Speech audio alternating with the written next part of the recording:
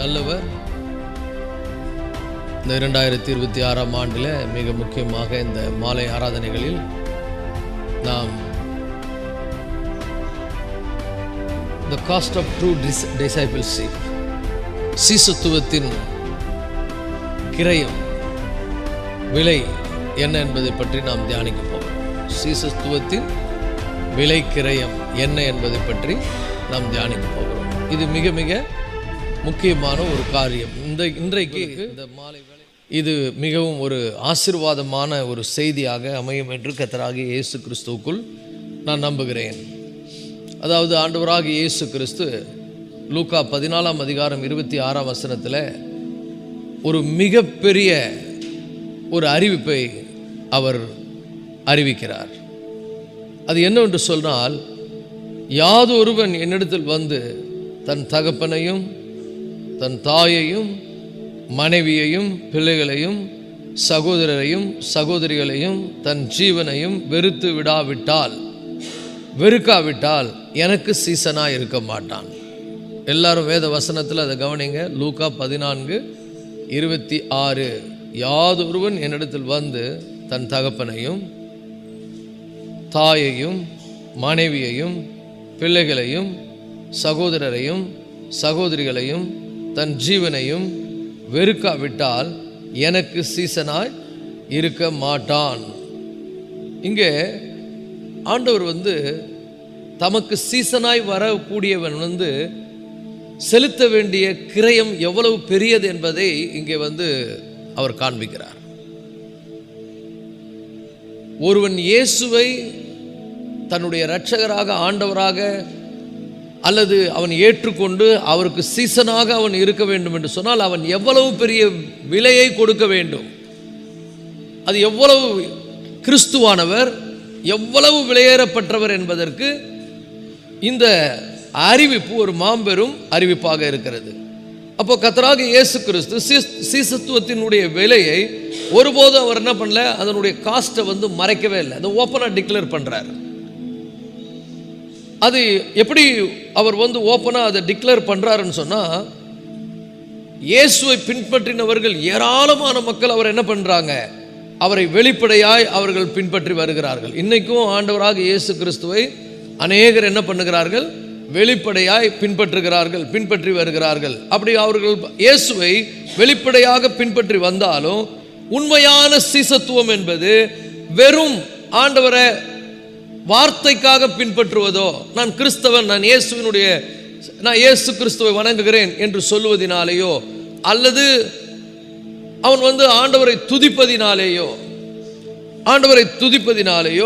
அல்லது வாயினால் வெறும் வாயினால ஒப்புதல் அளிப்பதினாலேயோ, வாயினால் சொல்லுவதினாலேயோ, என்ன அப்படி அளிப்பதினாலேயோ அவன் என்ன பண்ண முடியாது, இயேசுவை மனப்பூர்வமாய் பின்பற்றுகிறவனாய் இருக்க முடியாது. அதை பார்க்கிலும் விலை ரொம்ப அதிகம். இயேசுவை பின்பற்றுவது என்பது அதை விட மேலானது, அதை விட விலையேறப்பெற்றது.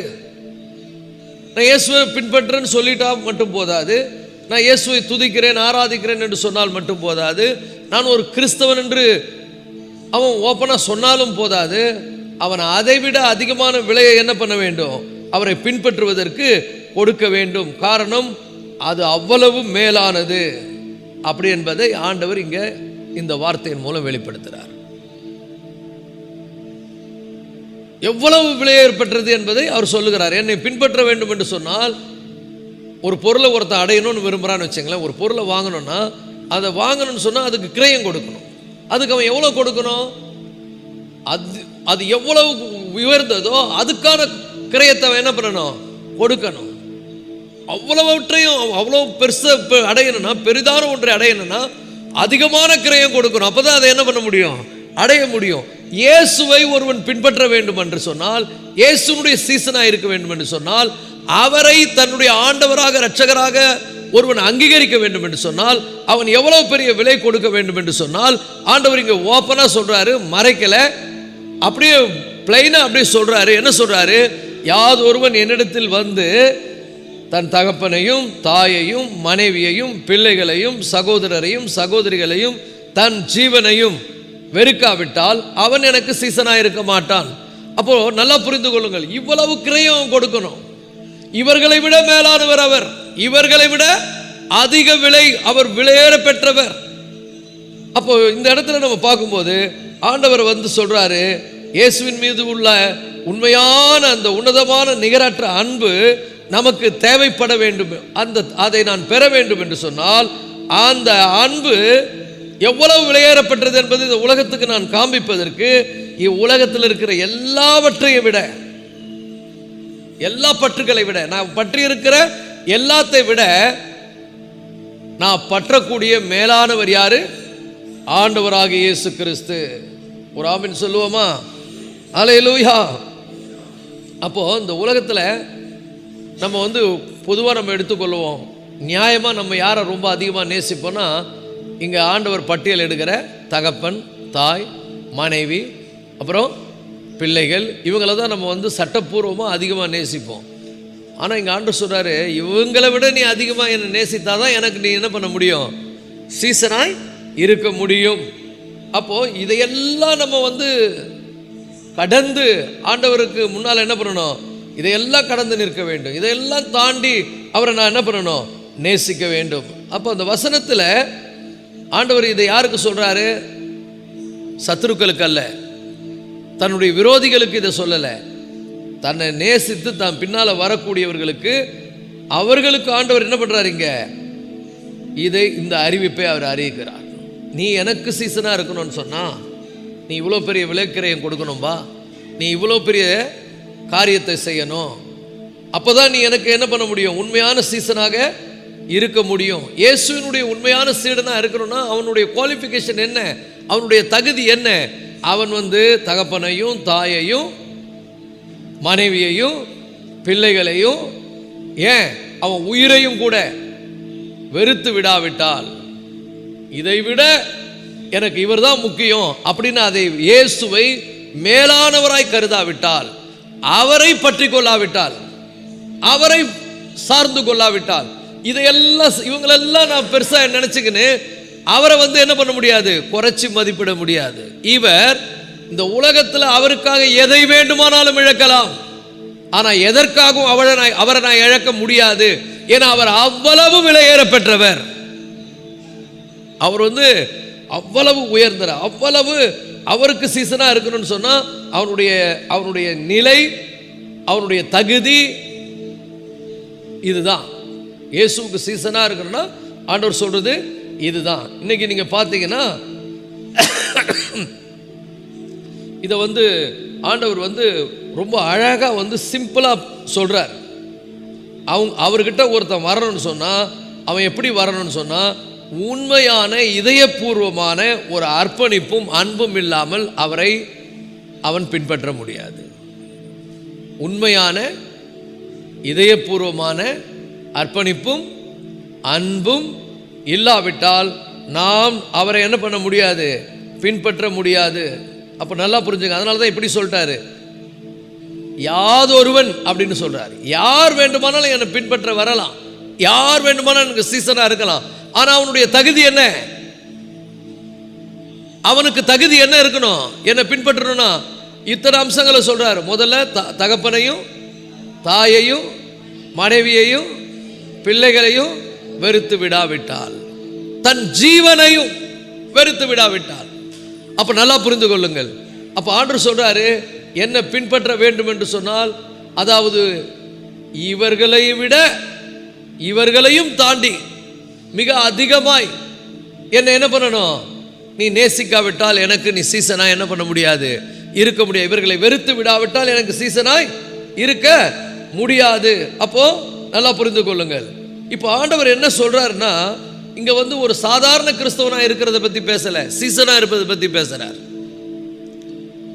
சாதாரணமா நிறைய பேர் கிறிஸ்தவங்களா இருக்காங்க, ஆனா சீசனா இருக்கணும்னு சொன்னா அவங்களுடைய குவாலிஃபிகேஷன், அவங்களுடைய நிலைமை, அவங்களுடைய தகுதி என்ன? தகப்பனையும் தாயையும் மனைவியையும் பிள்ளைகளையும் வெறுத்து விடாவிட்டால் அவன் எனக்கு என்ன பண்ண மாட்டான்? சீசனா இருக்க மாட்டான். அதனால தான் ஆண்டவர் வந்து இதுல வந்து இன்னொரு காரியத்தையும் அவர் சொல்றார். ஏன்னா நிறைய பேர் அவரை பின்பற்றி வராங்க. இன்றைக்கும் நிறைய பேர் அவரை பின்பற்றுறாங்க. எதுக்கெல்லாம் அவரை பின்பற்றுறாங்க? நிறைய பேர் அவரிடத்தில் அற்புதத்தை பார்த்து பின்பற்றுறாங்க. அவர்கிட்ட வந்தால் எனக்கு ஆசீர்வாதம் கிடைக்கும்னு பண்ணுறாங்க, பின்பற்றுகிறார்கள். அது மட்டும் இல்லை, ஒரு கிறிஸ்தவன் ஆகிட்டா கொஞ்சம் நல்ல நிலையில ஒரு உயர்வு வந்துடும் எனக்கு, அதனால் அவங்க பின்பற்றுறாங்க. அப்படி இப்படிலாம் அவரை வந்து பின்பற்றி வருவது அவருடைய சீசர்களுக்கான தகுதி அல்ல. இப்படி பின்பற்றுகிறவர்கள் அவருடைய சீசர்களாக இருக்க முடியாது. அவருடைய சீசராக இருக்க வேண்டும் என்று சொன்னால் அவர்கள் உண்மையான அர்ப்பணிப்போடு, உண்மையான அன்போடு, முழு இருதயத்தோடு, முழு மனதோடு அவரை நேசிக்கிறவர்களா இருக்கணும். அப்போ இந்த உலகத்தில் ஒரு மனுஷன் அதிகமா அன்பு கூறக்கூடியது யார் அப்படின்னு பார்த்தா, எதை ரொம்ப இந்த உலகத்தில் அதிகமாக நேசிப்பான் சொல்லுங்க? எதை நேசிப்பான்? தன்னுடைய தகப்பனை நேசிப்பான், தாயை நேசிப்பான், தன்னுடைய மனைவியை நேசிப்பான், தன்னுடைய பிள்ளைகளை நேசிப்பான். ஏன்? தன்னை அதிகமாக நேசிப்பான், தன்னுடைய உயிரை ரொம்ப அதிகமாக நேசிப்பான். இப்போ ஆண்டவர் சொல்றாரு, ஆனா நீ இதெல்லாம் நேசித்து கொண்டு என்னுடைய சீசனாய் நீ இருக்க முடியாது. அப்ப இதெல்லாம் நீ என்ன பண்ணணும்? வெறுத்து விடணும். இதை நீ வெறுத்து விட்டால், இதெல்லாம் வெறுத்துட்டு என்ன நீ நேசிக்கணும்? ஏன்னா நான் வந்து ஆண்டவர் அப்படி நமக்கு வந்து ஒரு அது அவருடைய அந்த அந்த அந்த கிரயத்தை சொல்றார். நான் வந்து எனக்கு நீ கிரயம் கொடுக்கணும்னா எவ்வளோ கொடுக்கணும்? இந்த உலகத்தில் நம்ம வேற யாராவது வந்து இவங்களெல்லாம் நீ வெறுத்துட்டு நீ என் பின்னாடி வா அப்படின்னா எடை போட்டு பார்க்குறாங்க, இல்லை எடை போட்டு பார்க்குறோம். இவங்களெல்லாம் வெறுத்துட்டு நான் இவர் பின்னால் போகலாமான்னு யோசிக்கிறாங்க. அப்போ இந்த உலகத்தில் நல்லா புரிந்து கொள்ளுங்கள், இயேசுவை பின்பற்றுறோன்னா அதுக்கு ஏதோ தகப்பனையும் தாயையும் மனைவியையும் பிள்ளைகளையும் மட்டும் இல்லைங்க, உங்களை கூட நீங்கள் வெறுக்கணும். உங்களையும் நீங்கள் வெறுத்து விடாவிட்டால் அவருக்கு நீங்கள் என்ன பண்ண முடியாது? சீசர்களாய் இருக்க முடியாது. அதனால தான் ஆண்டவர் வந்து இதை வந்து தைரியமாக டிக்ளேர் பண்ணுறாரு. இதை எதிரிகளுக்கு சொல்லலை, யாரும் என் பின்னாடி வரக்கூடாது எதிரிங்களுக்கு இதை சொல்லலை, எதிரிகளை பார்த்து சொல்லலை, அவரை பின்பற்ற திரளான கூட்டத்தை பார்த்து ஆண்டு சொல்லுகிறேன். ஏன்னா நிறைய பேர் இயேசுவை பின்பற்ற அந்த நாட்களில் விரும்பினாங்க, நிறைய பேர் அவருடைய பின்னால் போனாங்க. இயேசு கிறிஸ்து இந்த உலகத்தில் வாழ்ந்த போது நாம் வாசிக்கிறோம், திரளான ஜனங்கள் அவருக்கு பின் சென்றார்கள், திரளான ஜனங்கள் அவர் பின்னால் வந்தாங்க. சில பேர் அற்புதத்துக்காக வந்தாங்க, சில பேர் அவர் நம்மளை அற்புதம் பண்ணி ஏதாவது போஷிப்பார்னு வந்தாங்க, சில பேர் பேருக்கும் பெருமைக்காகவும் அவரை பின்பற்றி வந்தாங்க, நிறைய பேர் வந்தாங்க. இப்போ ஆண்டவரை எல்லாரையும் ஸ்டாப் பண்ணி ஒரு வார்த்தை சொல்லிட்டாரு, எல்லாருக்கும் டிக்ளேர் பண்றாரு, யாதொருவன் என்னை பின்பற்ற வர விரும்பினால் அவன் தன் தகப்பனையும் தாயையும் தன் மனைவியையும் பிள்ளைகளையும் ஏன் அவனுடைய உயிரையும் கூட வெறுத்து விட்டால் அவன் எனக்கு சீசனாய் இருக்க மாட்டான். அல்லேலூயா. அப்ப என்ன? வெளிப்புறமாக கிறிஸ்துவுடன் நடப்பது பெரிய விஷயம் கிடையாது. ஏன்னா வெளிப்புறமா நிறைய பேர் கிறிஸ்துவோடு கூட என்ன பண்றாங்க? வெளிப்புறமா நடக்கிறாங்க. அப்படி ஒரு கிறிஸ்தவ வாழ்க்கையில, ஆனா உள்ளம் பூர்வமாக உள்ளத்தால் அவரால் உள்ளம் முழுவதும் அவரால் உணர்த்தப்பட்டு, உள்ளம் முழுவதும் அவரால் உணர்த்தப்பட்டு, அவரால் தனித்துவமாய் போதிக்கப்பட்டு, அவரால் உணர்த்தப்பட்டு போதிக்கப்பட்டு அவரை பின்பற்றுவது என்பது அது வேற, அது ஹை லெவல். அது வெளிப்புறமா இயேசுவை பின்பற்றுவது வேற, மனசார அவரால் உணர்த்தப்பட்டு அவரால் போதிக்கப்பட்டு அவரை பின்பற்றுவது என்பது வேற. ஏன்னா வெளிப்புறமா இந்த உலகத்தில் நிறைய பேர் கிறிஸ்துவை என்ன பண்றாங்க? பின்பற்றி கொண்டிருக்கிறார்கள். ஆண்டவர் சொல்றாரு, உண்மையுள்ள மனதோடு முழு அன்போடு இதயபூர்வமாக என்னால் உணர்த்தப்பட்டு நல்லா அவரை புரிந்து கொண்டு இவர் பின்னால இதெல்லாம் தூக்கி போட்டு இவர் பின்னால போறது நஷ்டமே கிடையாது, லாபம் அப்படின்னு உணரணும்.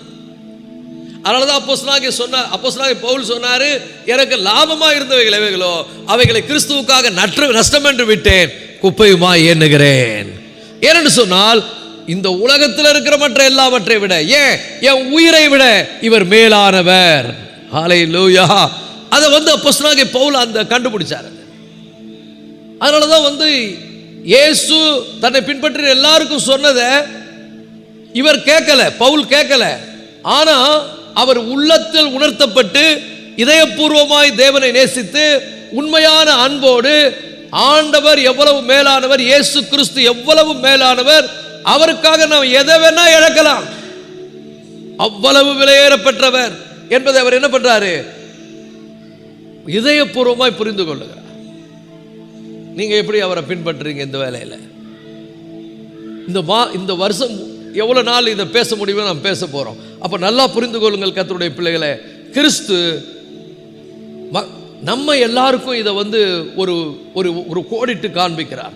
ஏன்னா அவருடைய சீசனா நம்ம இருப்பது என்பது வெறும் பேரளவில் அவருடைய சீசனா இருக்க முடியாது. அதுக்கு நான் கிரயம் கொடுக்கணும். I have to pay my price. அவர் எவ்வளவு விலையேறப்பட்டவர் என்பதுக்கு நான் அதுக்கான கிரயத்தை நான் கொடுக்கணும். சில பேர் நினைச்சுக்கிறாங்க கிறிஸ்துவை பின்பற்றுவது என்பது சாதாரணமானது. சும்மா நான் இயேசுவை நான் ஒரு மதத்தில் சேர்ந்துடலாம், நான் இயேசுவை நான் ரட்சகராக ஏற்றுக்கொள்றேன், வாயினால நான் இயேசுவை அறிக்கை பண்ணிட்டா போதும், அல்லது ஒரு கிறிஸ்துவ ஆலயத்துக்கு வந்துட்டா போதும், ஒரு கிறிஸ்துவ ஆலயத்தில் உறுப்பினர் ஆகிட்டா போதும், ஞானஸ்தானம் எடுத்துட்டா போதும் அப்படின்னு நிறைய பேர் நினைக்கிறாங்க. அப்படிப்பட்டவங்களுக்கெல்லாம் ஆண்டவர் ஓப்பன் டிக்ளரேஷன் பண்றாரு, நீ எனக்கு சீசனா இருக்க முடியாது. நீ எனக்கு சீசனா இருக்க வேண்டும் என்று சொன்னால் நீ என்னை பின்பற்றுவதற்கான செலவு எவ்வளவு ஆகும் புரிஞ்சுக்கோ. சும்மா ஆண்டவரை பின்பற்றிட முடியாதுங்க. இயேசுவை பின்பற்றணும்னா அதுக்கு அதிகமான செலவு கொடுக்கணும். என்ன கொடுக்கணும்? தகப்பனையும் தாயையும் மனைவியையும் பிள்ளைகளையும் மாத்திரமல்ல, என்னுடைய ஜீவனையும் நான் வெறுத்து விடாவிட்டால் அவருடைய சீசனாய் நான் என்ன பண்ண முடியாது, இருக்கவே முடியாது. எவ்வளவு வேலை பாருங்க. ஒரு மனுஷன் எதை வேணா யாரை வேணா வெறுப்பான், ஆனா அப்பாவையும் அம்மாவையும் வெறுக்கவே மாட்டான். எதை வேணா வெறுப்பான், தன் மனைவியும் பிள்ளைகளையும் வெறுக்கவே மாட்டான். இவங்களை கூட வெறுத்துருவான், தன்னை ஒருபோதும் வெறுக்க மாட்டான். அவ்வளவு முக்கியத்துவம் கொடுப்பான். ஆனா இயேசு சொல்லுகிறார், இதெல்லாம் நீ வெறுத்தாதான் நீ என்னுடைய சீசனா இருக்க முடியும். ஏன்? என்னுடைய வேலை எவ்வளவு நீ புரிஞ்சுக்கோ. நீ சாதாரணமா என்ன பண்ண முடியாது, என்னுடைய சீசனாய் மாறிவிட முடியாது. நீ ஒரு மேலோட்டமான கிறிஸ்தவனாய் இருக்கலாம், ஒரு மேலோட்டமான ஒரு கிறிஸ்தவனாய் இருக்கலாம், ஒரு வெளிப்புறமான கிறிஸ்தவனா இருக்கலாம், ஒரு இதயபூர்வமான உள்ளான விதத்தில் ஒரு சுத்தமான ஒரு கிறிஸ்தவனாய் இருக்க வேண்டும் என்று சொன்னால் தன் தகப்பனையாவது, எல்லாம் சொல்லுங்க, தாயையாவது, தன்னுடைய மனைவியாவது, தன்னுடைய பிள்ளைகளையாவது வெறுத்து விடாவிட்டால், ஏன் தன்னுடைய ஜீவனையும் வெறுத்து விடாவிட்டால் அவன் எனக்கு சீசனாய் இருக்க மாட்டான். ஒரு ஆமென் சொல்லுவோமா? ஹல்லேலூயா. அப்போ அவர் ஆண்டவர் சொல்றாரு, முதல் கணக்கு பார்த்துக்க. நீ என் சீசனா இருக்கணும்னா, நீ என்ன பின்பற்றனா, நீ முதல் கணக்கு பார்த்துக்க, எவ்வளவு செலவாகும்னு பார்த்துக்க. அப்ப எப்படி சொல்றாரு பாருங்க. அதே லூக்கா 14ஆம் அதிகாரத்தில் 28 to 30 வரை உள்ள வசனங்கள், அதுக்கான கிரயத்தை சொல்றாரு. லூக்கா 14ஆம் அதிகாரம் 28 to 30 வரை. உங்களில் ஒருவன் ஒரு கோபுரத்தை கட்ட மனதாயிருந்து அஸ்திவாரம் போடுகிற பொழுது போட்ட பின்பு முடிக்க திராணி இல்லாமல் போனால் பார்க்கிற எல்லோரும் இந்த மனுஷன் கட்ட தொடங்கி முடிக்க திராணி இல்லாமல் போறான் என்று சொல்லி அவனை பரியாசம் பண்ணாதபடிக்கு அது கட்டி தீர்க்குவதற்கு தனக்கு நிர்வாகம் உண்டோ இல்லையோ என்று முன்பு அவன் உட்கார்ந்து செல்லும் செலவை கணக்கு பார்க்காமல் இருப்பானோ? அப்ப இயேசு கிறிஸ்துவுடைய சீசனாய் இருப்பது அவ்வளவு லேசானது அல்ல. ஒரு மேலோட்டமாய் நான் இயேசுவை பின்பற்ற முடியாது. இயேசுவை பின்பற்ற வேண்டுமானால், அவருடைய சீசனாய் நான் இருக்க வேண்டுமானால் அதற்கான கிரயம் என்ன? எதை? ஒரு விலையே உயர்ந்த ஒரு பொருளை கொடுத்துதான் அதை விட விலை உயர்ந்த ஒரு பொருளை வாங்குவோம். ஒரு பொருளை வாங்குறதுக்கு முன்னால இந்த பொருளை வாங்குறதுக்கு இவ்வளவு பணம் நான் கொடுக்கிறதற்கு அந்த பொருள் தகுதியான்னு பார்ப்பேன். அதே மாதிரிதான் இந்த இயேசுவை நான் என்னுடைய தலைவராய் அல்லது என்னுடைய குருவாய் நான் ஏற்றுக்கொள்வதற்கு, இந்த இயேசுவை என்னுடைய ஆண்டவராய் ஏற்றுக்கொள்வதற்கு நான் எவ்வளவு கிரயம் செலுத்த வேண்டும், இதெல்லாம் என்னால் செலுத்த முடியுமான்னு முதல்ல யோசிக்கணும். கேட்கறதுக்கே கொஞ்சம் கஷ்டமா இருக்குல்ல? கேட்கும்போது அதை யோசிக்கும் போது ரொம்ப கஷ்டமா இருக்கு. ஏன்னா ஆண்டவர் என்ன சொல்லிட்டாரு, ரொம்ப வேலை பிரைஸ் கொடுக்குறாரு. வேல்யூ எவ்வளோ போட்டார்? ரொம்ப விலை கிரயம் போட்டார். அதை வந்து பிராண்ட் பண்ணிட்டார். பிராண்ட் பண்ணிட்டு இது ரொம்ப காஸ்ட்லி, இதை நீ முதல்ல கணக்கு பார்த்துக்க, நீ என் பின்னாடி வரணும்னா இவ்வளவு செலவு ஆகணும் பார்த்துக்க. எப்படி செலவு? உன் தகப்பனையும் உன் தாயையும் உன் மனைவியையும் உன் பிள்ளைகளையும், ஏன் உன் சொந்த உயிரையும் கூட நீ வெறுத்து விடாவிட்டால் எனக்கு சீசனாய் இருக்க முடியாது. ஒரு ஆமென் சொல்லுங்க. ஹல்லேலூயா. ஏன் அப்படி சொல்றாருன்னா, நீ இருமனமா என்னை பின்பற்ற முடியாது. இருமனமா என்ன பண்ண முடியாது? பின்பற்றவே முடியாது. இரு மனம் உள்ளவன் தன் வழிகள்லாம் எப்படி இருக்கிறான்? நிலையற்றவனாக இருக்கிறான். இந்த உலகத்துக்கும் எனக்கும் நீ ஊழியம் செய்ய முடியாது. அப்ப ஆண்டவர் இங்க சொல்லுகிறார், அதை சொல்றாரு. ஒருவன் இயேசு கிறிஸ்துவிடத்தில் வரணும்னு சொன்னா அவன் எப்படி வரணும்னு சொன்னா, முதல்ல அவர் சொல்றாரு, அவனுடைய இருதயம் பிளவுபட்ட அல்லது இருமனம் உள்ள இருதயமா இருக்கக்கூடாது. அவனுடைய இருதயம் அவனுடைய தகப்பன் மேலும் தாய் மேலேயும் அல்லது அவனுடைய மனைவி மீதும் பிள்ளைகள் மீதும் அல்லது அவனுடைய சகோதரர்கள் மீதும் சகோதரிகள் மீதும் அல்லது அதையும் தாண்டி நான் சொல்லுகிறேன் அவனுடைய சொந்த ஜீவன் மீதும் இருக்குமானால், அப்படிப்பட்ட மனிதன் என்னை பெறுவதற்கு, என்னை அவனுடைய ஆண்டவராய் அடைவதற்கு அவன் தகுதியானவன் அல்ல. அல்லேலூயா. அது மிக கடினம் என்று சொல்லுகிறார். இப்படி சொன்ன உடனே நமக்கு என்ன ஆகுது? என்னடா இப்படி சொல்லிட்டார் ஆண்டவர், இவங்களெல்லாம் நான் வெறுத்துட்டு யார? கொஞ்சம் யோசித்து பாருங்க. இதை நீங்க ஒரு பிரசங்கமா நினைக்காதீங்க. இது ஆண்டவர் இங்க இருந்து சொல்ற மாதிரியே நீங்க கேளுங்க. உங்க ஒவ்வொருவரையும் பார்த்து ஆண்டவர் சொல்ற மாதிரியே நீங்க மனதில் நல்லா இதை வைத்து கொண்டு கேளுங்க. இது யோசிக்கும் பொழுது நமக்கு எப்படி இருக்குது? ரொம்ப கஷ்டமா இருக்குன்னா, ஆண்டவர் இவ்வளவு வேலை சொல்றாரு, இவரை நான் அடைவதற்கு இவ்வளவு காசு விலை கொடுக்கணுமா? என்ன சொல்றாரு? தகப்பனையும் தாயையும் மனைவியையும் பிள்ளைகளையும் சகோதரரையும் சகோதரிகளையும், ஏன் என் உயிரையும் கூட நான் என்ன பண்ணணும்? வெறுக்கணும்ன்றாரு. எப்படி நான் வெறுக்க முடியும்? இவ்வளவு நான் பண்ணாதான் அவருடைய சீசனா இருக்க முடியுமா? அப்படின்னா இது என்னதான் சொல்ல வராருன்னு கொஞ்சம் யோசிக்கணும். ஆண்டவர் என்ன சொல்ல வராருங்க? ஆண்டவர் சொல்றாரு, நீ ரெண்டு மனசோடு நீ என்னை பின்பற்ற முடியாது. இரு மனம் உள்ளவனா என்ன பண்ண முடியாது? நீ என்னை பின்பற்ற முடியாது. நான் சொல்றதை நீ விளங்கிக்கோ. இதை வந்து இப்ப நல்லா புரிந்து கொள்ளுங்கள். மத்தேயுல இதற்கான விளக்கம் ஒரு பிளிங்க், ஒரு இமை, அப்படி ஒரு செகண்டில் நமக்கு அங்க ஒரு விளக்கம் கிடைக்கிறது. மத்தேயு 6ஆம் அதிகாரம் 24ஆம் வசனம். மத்தேயு 6:24 எடுங்க. மத்தேயு 6:24. ரெண்டு எஜமான்களுக்கு ஊழியம் செய்ய ஒருவனாலும் கூடாது. ஒருவனை பகைத்து ஒருவனை சிநேகிப்பான், அல்லது ஒருவனை பற்றி கொண்டு மற்றவனை அசட்டை பண்ணுவான். தேவனுக்கும் உலக பொருளுக்கும் ஊழியம் செய்ய உங்களால் கூடாதே. அல்லேலூயா. இங்க ஆண்டவர் தெளிவா சொல்லிட்டார். அப்படின்னா அர்த்தம், டிவைடட் ஹார்ட். உன் இருதயத்தில் உலகத்தையும் வைத்துக்கொண்டு, உன் இருதயத்தில் இந்த உலகம், உன்னுடைய சுயம், உன்னை பற்றி சிந்தித்து கொண்டு, உன்னுடைய காரியங்களுக்காக நீ இந்த உலகத்தில் இருந்து கொண்டு இயேசுவை நீ மனப்பூர்வமாக பின்பற்ற முடியாது. ரெண்டு எஜமானுக்கு என்னால் என்ன பண்ண முடியாது? ஊழியம் செய்ய முடியாது. அப்போ நான் ரெண்டு எஜமானுக்கு நான் ஊழியம் செய்வதனால் ஒருவனை பகைத்து ஒருவனை பற்றி கொள்வேன். இன்னைக்கு நிறைய பேர் அதான் பண்றாங்க. இந்த உலக பொருளுக்காக இயேசுவை முத்தமிட்டு காட்டி கொடுக்கிறார்கள். இந்த உலகத்தினுடைய மேன்மைகளுக்காக இயேசு என்ன பண்றாங்க? ஆசீர்வாதத்துக்காக அவரை வைத்துக் கொண்டிருக்கிறார்கள், மேன்மைக்காக அவரை வைத்துக் கொண்டிருக்கிறார்கள். உண்மையா அவரை நேசிக்கிறவங்களை காண முடியவில்லை. உண்மையா நேசிக்கணும்னு சொன்னா அதனுடைய பொருள் என்னதான் ஆண்டவர் இங்க சொல்ல வராரு அப்படின்னு நீங்க பாத்தீங்கன்னா, கர்த்தருடைய பிள்ளைகளே, இந்த வெறுத்து விடுவது என்பதற்கான எக்ஸ்பிளைன் என்ன? வெறுத்து விடுவது என்பது என்ன? ஆண்டவர் வெறுத்து விடுன்னு சொல்றாரு. இப்படி ஆண்டவர் சொல்வதற்கு காரணம் என்ன? அதாவது இந்த ஆண்டவர் தான் சொன்னாரு, நீ உன்னை போல பிறனை நேசின்னு சொன்னார்.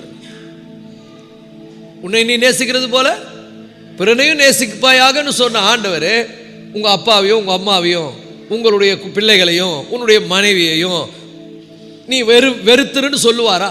அங்க யோசிக்கணும். இப்ப வெறுத்துருன்னு சொன்னார்னா அப்ப என்ன அர்த்தத்தில் இதை சொல்றாரு?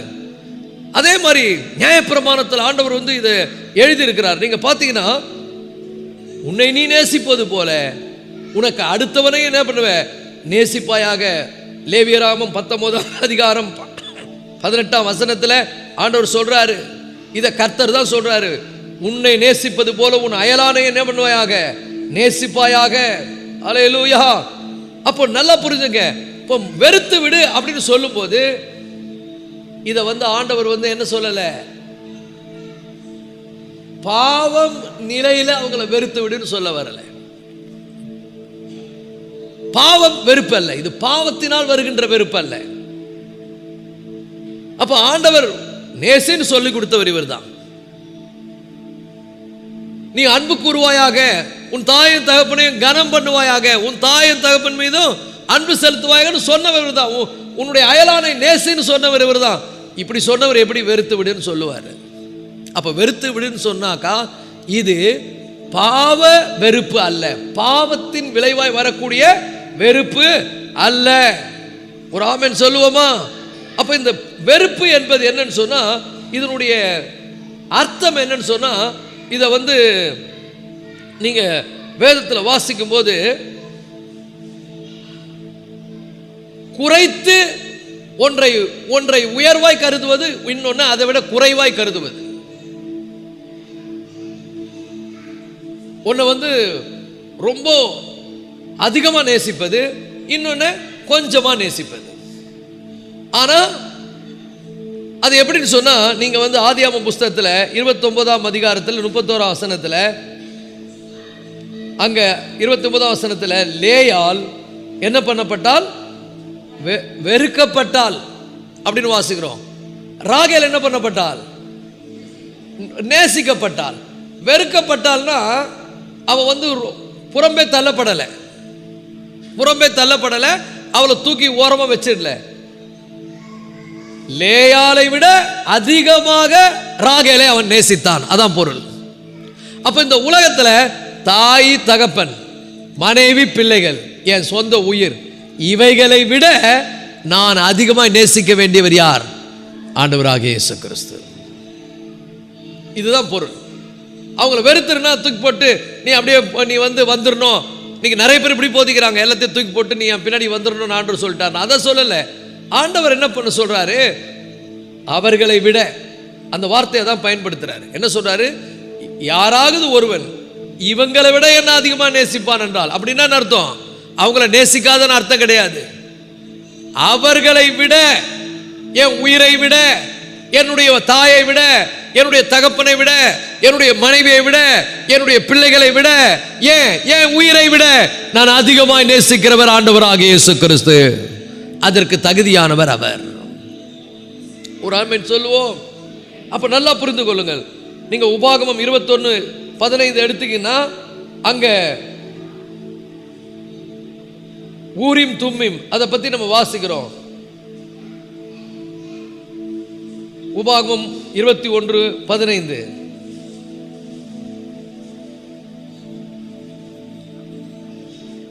உபாகமம் 21:15.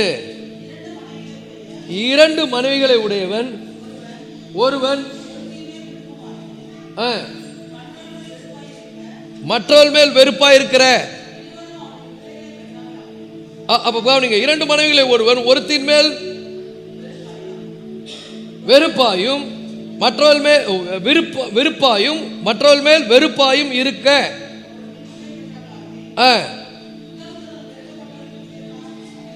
இருந்தாலும்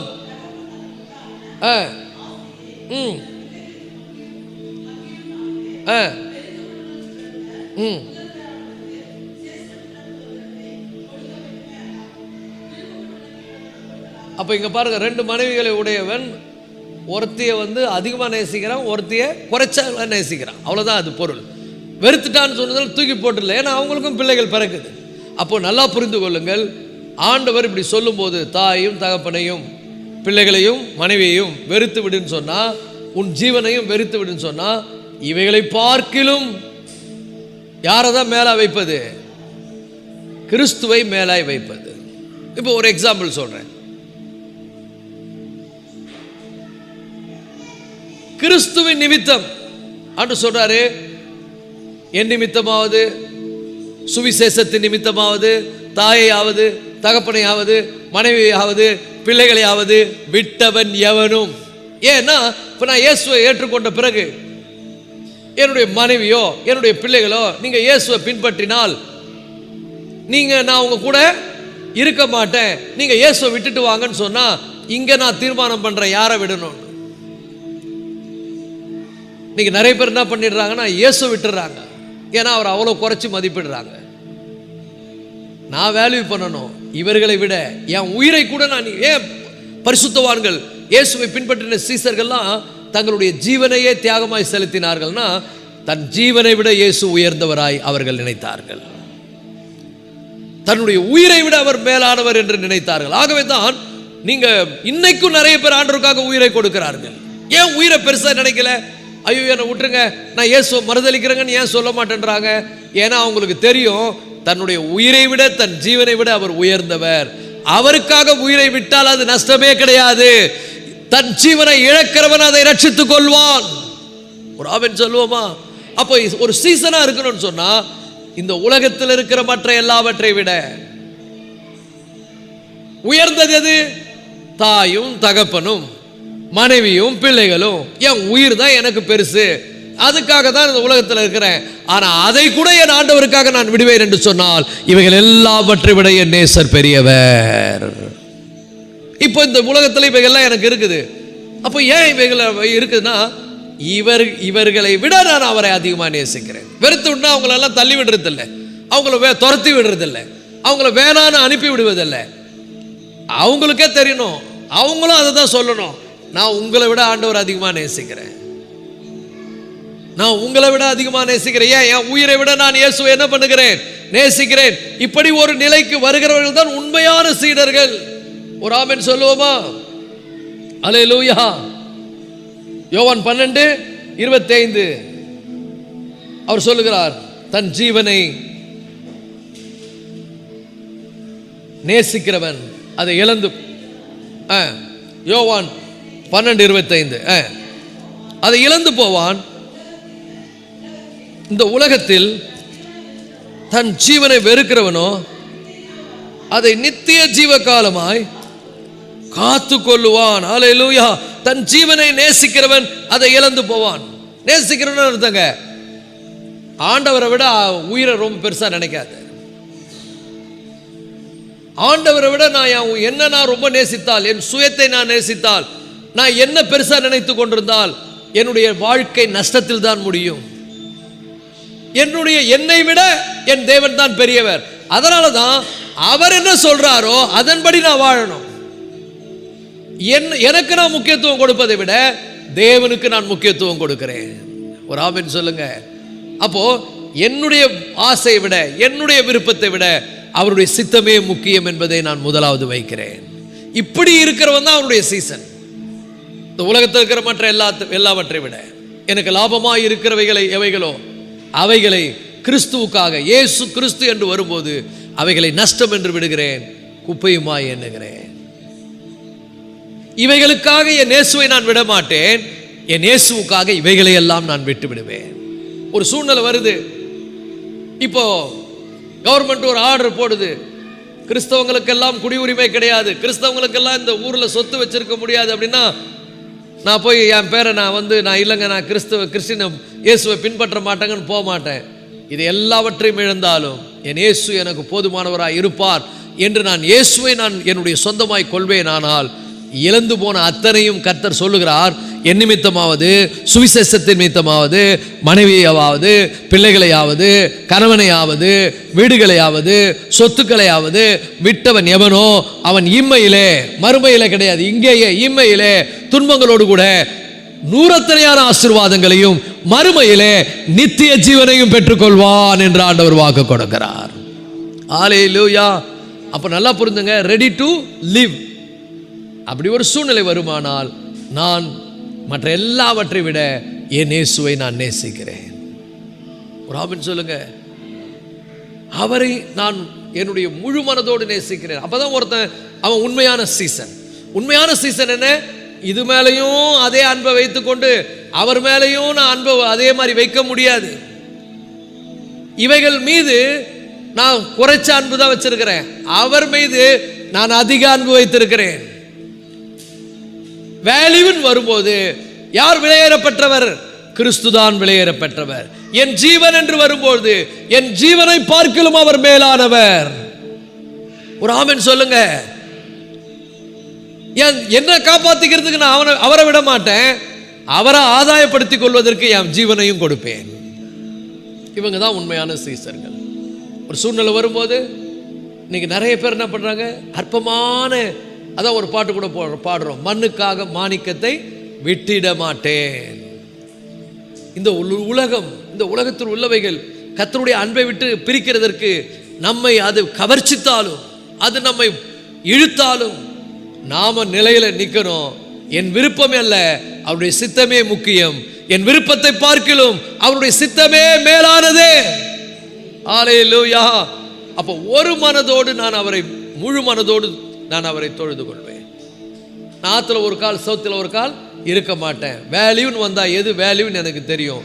என் தாயை விட, என் தந்தையை விட, என் மனைவியை விட, என் பிள்ளைகளை விட, என்னை, என்னுடைய ஜீவனை விட, இந்த உலகத்தில் இருக்கிற எனக்கு உண்டான எல்லாவற்றை விட, இவைகளை எனக்கு தந்த, இவைகளை எனக்கு கொடுத்த தேவன் தான் பெரியவர். அவரே உயர்ந்தவர். அவர் யோனாவிலும் பெரியவர், சாலமோனிலும் பெரியவர், தேவாலயத்திலும் பெரியவர், எனக்குள் இருக்கிறவர் பெரியவர். ஹல்லேலூயா, ஹல்லேலூயா. எல்லாவற்றை விட அவர் பெரியவர். எல்லாவற்றை விட அவர் உயர்ந்தவர். ஒரு ஆமென் சொல்லுவோமா? அது எப்படி இன்னும் அழகா ஆண்டவர் சூப்பரா எக்ஸ்பிளைன் பண்றார் பாருங்க. மத்தேயு 10:37 அங்க தெளிவா சொல்றார். மத்தேயு 10:37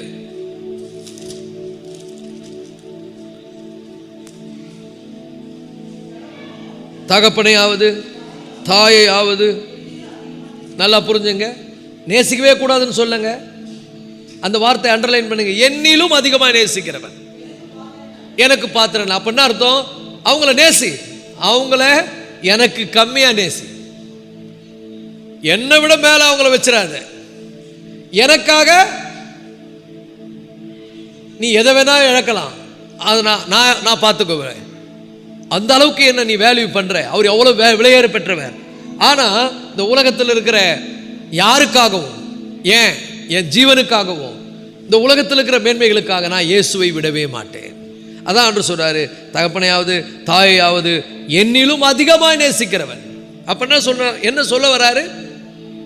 நேசிக்கவே நேசிக்காதுன்னு சொல்லல, என்ன அதிகமா நேசின்னு சொல்றாரு. என் மேல ரொம்ப அன்புவை, என்ன மேலாய் கருது. நான் எல்லாவற்றுக்கும் மேலானவராய் உன் இருதயத்தில் இருக்கும்போது அப்பதான் நீ என் பிள்ளையா இருக்க முடியும்.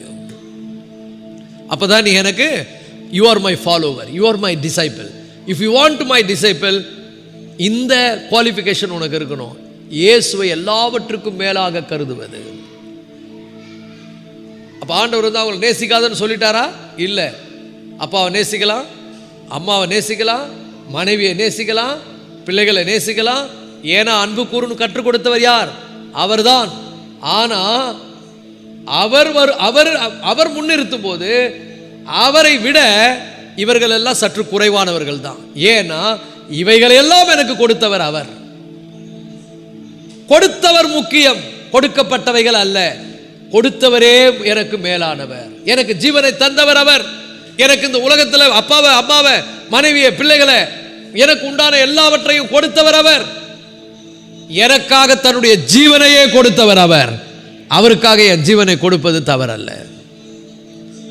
அவரை எல்லாவற்றுக்கும் மேலாக நேசிப்பது அவசியம். ஒரு சேலஞ்சுன்னு வருதுன்னு வச்சுங்களேன், ஒரு சூழ்நிலைன்னு வருது, யோபு மாதிரி ஒரு சூழ்நிலை வருது, எல்லாத்தையும் இழக்க வேண்டிய சூழ்நிலை வருது.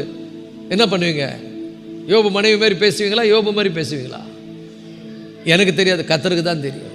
நீங்கள் அவருடைய சீசர்களாக இருந்தால், உண்மையானவருடைய சீசலாக இருந்தால் யோபு மாதிரி பிஹேவ் பண்ணுவீங்க. யோபினுடைய மனைவி மாதிரி அல்ல.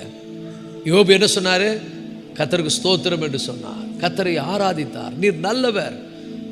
அவருக்கு தெரியும், அவர் ஏதோ பண்ண வராருன்னு தெரியும். ஒரே வருஷத்தில் யோபுடைய பிரச்சனைலாம் முடிஞ்சு அடுத்த வருஷத்தில் ரெட்டிப்பாக கர்த்தரை ஆசீர்வதிச்சிட்டார். ரொம்ப நேரம் கூட கிடையாது பிரச்சனை, ஒரே வருஷம். ஏன்னா போன வருஷம்லாம் ஒரு வருஷம் யோபுக்கு வந்த மாதிரி எனக்கு குட்டியாக வந்துச்சு. யோபு மாதிரி கிடையாது, ரொம்ப கடுகு மாதிரி. யோபுக்கு வந்ததில் ஒரு கடுகு அளவு எனக்கு ஒரு வருஷம் ஃபுல்லாக ட்ரீட்மெண்ட்டு. ஒரு வருஷம் ஃபுல்லாக பாடு, கடுகளவு. அப்போ நல்லவர் அவர், ஆனால் தாங்க முடியல, அதையே தாழ முடியல. இது எங்கே தாழ்றது? அப்போ நல்லா புரிந்து கொள்ளுங்கள். இதுக்காக நான் போய் ஆண்டவரை குறை சொல்லவோ, இதுக்காக ஆண்டவரை விட்டு பின்மாற்றம் அடைவோ கிடையவே கிடையாது. ஒரு ஆமீன் சொல்லுங்க.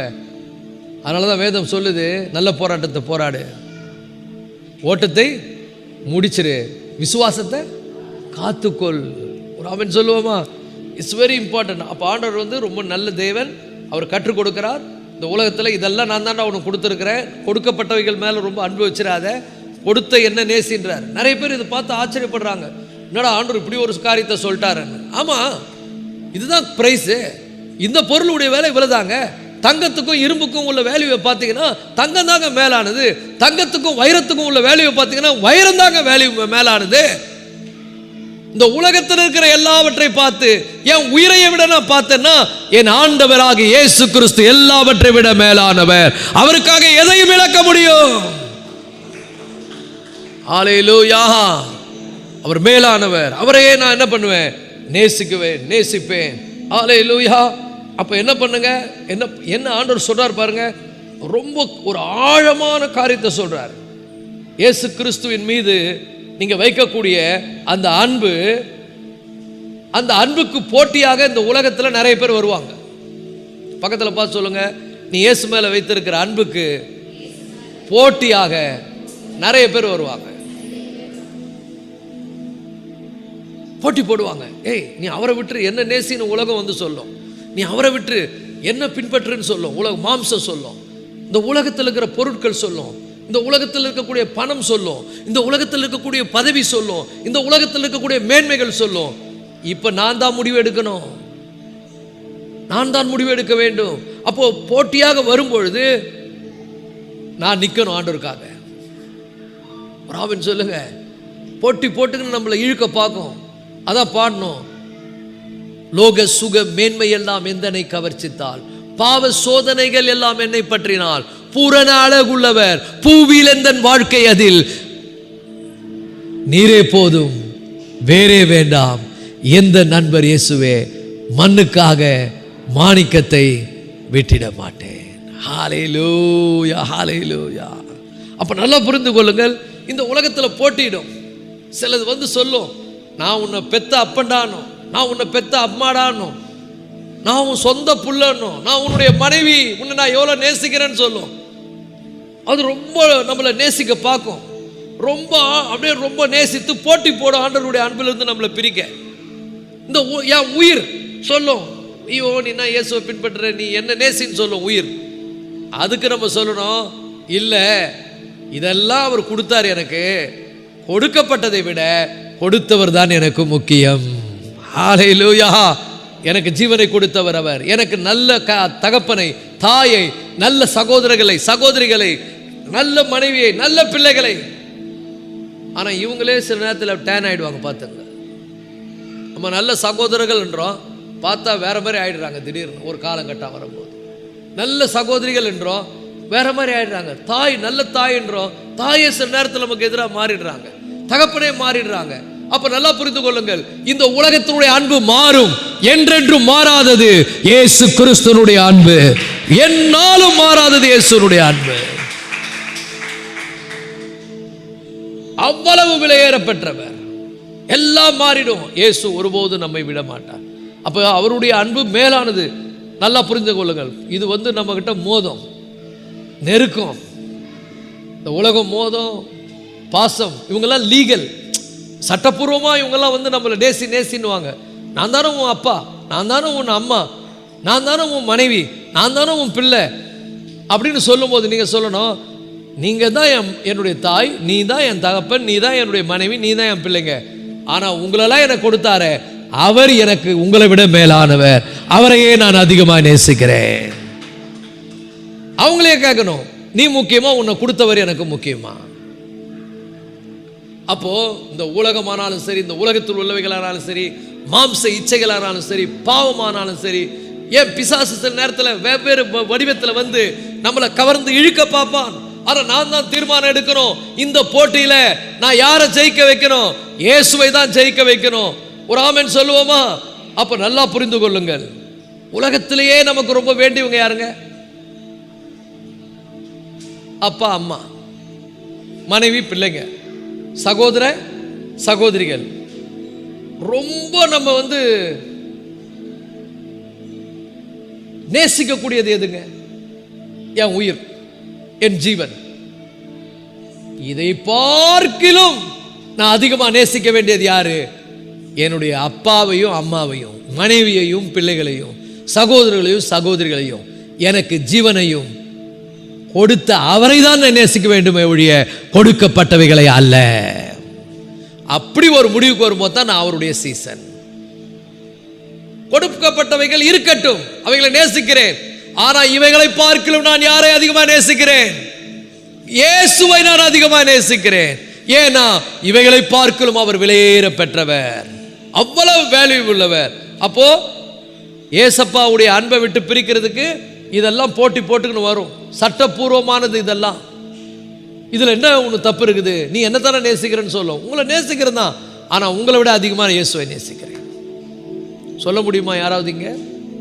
நீங்க சொல்ல முடியுமா என் உயிரை விட நான் இயேசு அதிகமாக நேசிக்கிறேன்னு சொல்ல முடியுமா?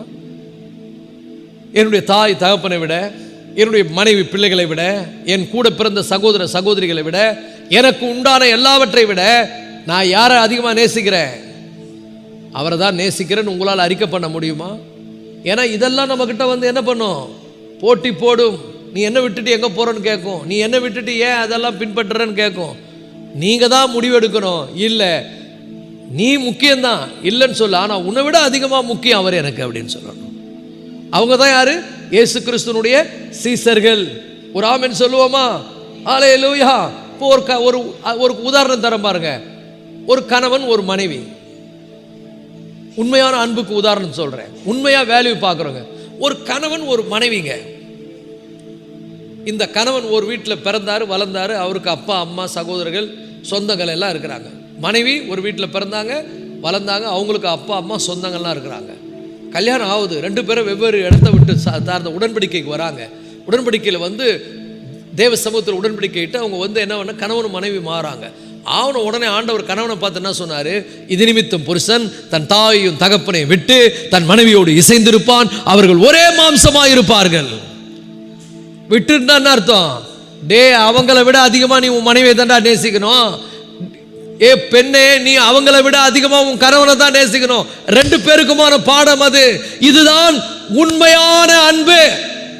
அப்போ யாரோ எங்கேயோ பிறந்த பொண்ணுக்கு, எங்கேயோ பிறந்த இந்த பையனுக்கு நான் எங்க அப்பா அம்மா விடணும்னு சொன்னாங்கன்னா அந்த குடும்பம் நல்லாவே இருக்காது.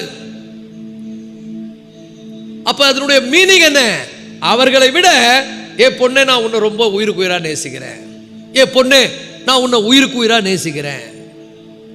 என் மனைவி பார்த்து சொல்றேன்.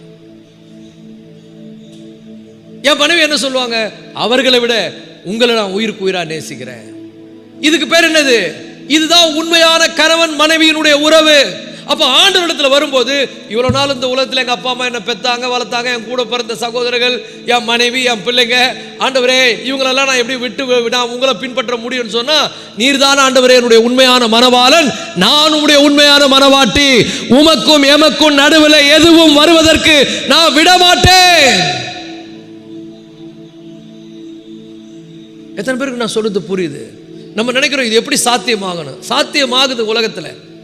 உடனே அப்பா அம்மா சொல்லுவாங்க, நேற்று வந்தவளுக்கு போய் பின்னாடியே போகிறான், என்ன விட்டு போகிறான்னு. போய்தான் ஆகணும், அது தேவனுடைய நீதி, அப்படிதான் வாழணும், அதுதாங்க பைபிள்.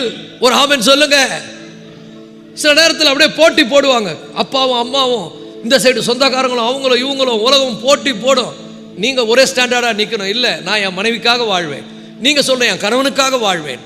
அப்படி இருந்தால் தாங்க அது உண்மையான அன்பு, உண்மையான கணவன் மனைவி உறவு. இப்போ ஏசப்பான்னு வரும்போது எல்லாம் போட்டி போடும். நீ ஒரு நாள் என் கூட இருந்த, பிசாசு சொல்லுவான், உன்னை தானே வச்சிருந்தேன் நான் ரொம்ப நாளான்னு. கரெக்டு, இல்லைன்னு சொல்ல, நான் உன் கூட தான் இருந்தேன், இந்த உலகத்தில் தான் பிறந்தேன், எல்லாம் எனக்கு சொந்தங்கள்லாம் உலகத்தில் இருந்தது, எல்லா ஆசாபாசங்கள்லாம் இருந்தது. இப்போ என்னுடைய மனவாளனை நான் கண்டுபிடித்து விட்டேன். இது நிமித்தம் நான் எந்த உலகத்தில் இருக்கிற எல்லாவற்றையும் விட்டு, என் உயிரையும் விட்டு என் ஆண்டவரோடு கூட இசைந்திருப்பேன், நானும் அவர் ஒரே மாம்சமாக இருப்போம். ஹல்லேலூயா.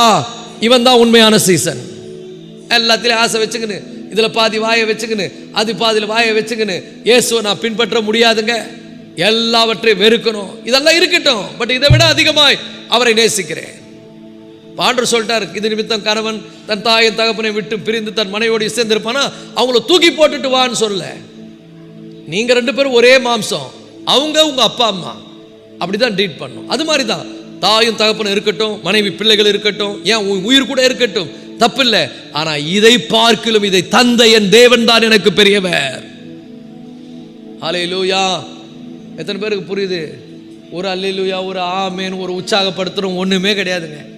நான் தான் இங்க ரொம்ப உணர்ச்சி பொங்க பேசுற மாதிரி இருக்குது. நல்லா புரிந்து கொள்ளுங்கள் தேவனுடைய பிள்ளைகளை.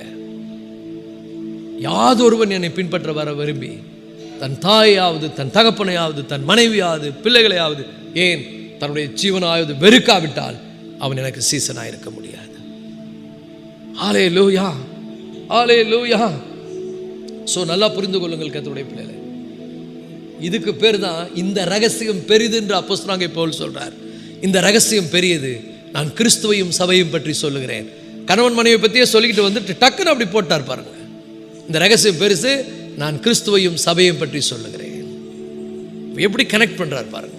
ஒரு சீசனா இருக்கணும்னா இவ்வளவு பெரிய விலையை கொடுத்தே ஆக வேண்டும். இயேசுவுக்கு சீசனா இருப்பது சும்மா நான் வந்தேன், இயேசு ஏற்றுக்கொண்டேன், நான் ஒரு கிறிஸ்தவ ஒரு சபையில் உறுப்பினர் ஆயிட்டேன், நான் ஒரு பெந்தகோஸ்தேக்காரன் அல்லது நான் ஒரு ஆர்சி, நான் ஒரு சிஎஸ்ஐன்னு சொல்றது இல்லைங்க.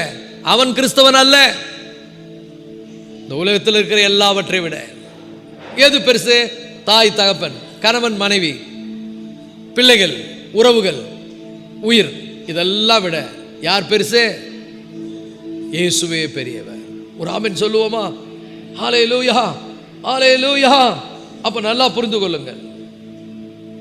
தன் தாயும் தகப்பனையும் தன்னுடைய சகோதரர்களையும் சகோதரிகளையும் ஆண்டவர் எவ்வளவு அழகா சொல்றார் பாருங்க. இதுக்கு நீங்க